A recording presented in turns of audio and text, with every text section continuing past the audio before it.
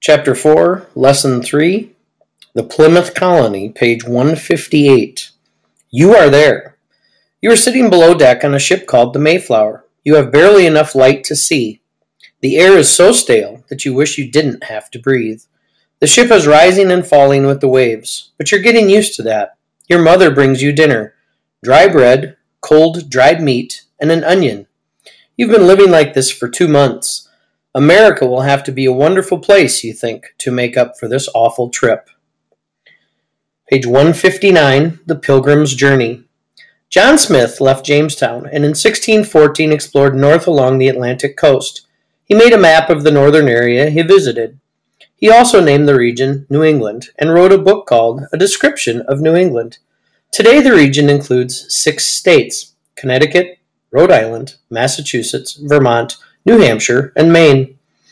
Seeking religious freedom, many people in England read Smith's book. It made them think about building new communities in the region he described.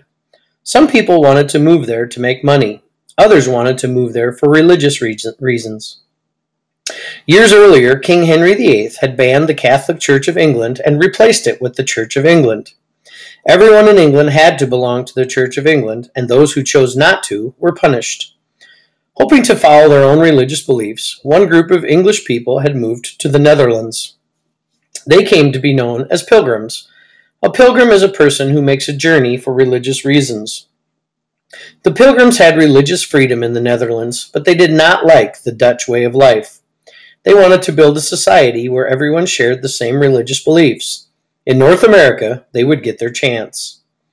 The Virginia Company agreed to pay the Pilgrims' passage to North America. In return, the Pilgrims would repay their company with lumber and furs from their new land. On a cold day in September 1620, they left from England on a ship called the Mayflower. Page 160, The Mayflower Compact. The Mayflower was headed for Virginia, but storms blew the ship off course. Instead, the Mayflower landed at Cape Cod in what is now Massachusetts. The settlers arrived in a place with no government. To keep order, all the men aboard the Mayflower signed a compact, or agreement. This document became known as the Mayflower Compact. The signers agreed that fair laws would be made for the good of the colony. They promised to obey these laws. The Mayflower Compact gave those who signed it the right to govern themselves. At a time when monarchs ruled, self-government was a very new idea. The Mayflower Compact also included the idea of majority rule. If more than half the people agreed to a law or decision, everyone had to follow it. The settlers took several weeks to find a place for their colony. They chose a site on a harbor. Fresh water and good land for growing crops were nearby. John Smith had named the place Plymouth. William Bradford, one of Plymouth's early governors, wrote, "Being thus arrived in a good harbor and brought safe to land, they fell upon their knees and blessed the God of heaven." Page 161, Building a Colony. Although the Plymouth settlers tried to make wise decisions, the first winter was very hard. It was cold and long. By spring, 50 of the 102 settlers had died. In the spring, the survivors got a very welcome surprise when an Abenaki Native American named Samoset arrived, saying, "Welcome, Englishmen." Samoset had learned English from sailors who fished along the Atlantic coast. Several days later, Samoset returned to Plymouth with Tisquantum, or Squanto as the English called him. He was a member of the Wampanoag tribe and also spoke English. Years before, Tisquantum had been taken and sold as an enslaved worker in Spain. After he escaped, he spent several years in England before returning home.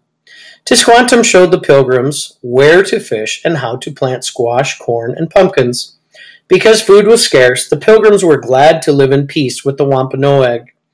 Both groups benefited from their cooperation.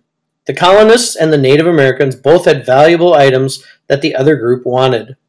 Tisquantum helped the colonists trade for furs from neighboring tribes. The Native Americans were able to trade furs for items such as metal goods and cloth. Metal goods were very useful to them because the metal could be reshaped and used to make tools or jewelry. Page 162, Plymouth grows. When the Plymouth colonists first arrived, there was very little food to be had. To help, the colony's leaders divided the harvest equally among the families. Then, in 1623, the leaders decided to divide the land among the colonists. The result was that the people worked harder. The Plymouth colonists began to prosper from their farming, as well as from fishing and fur trading.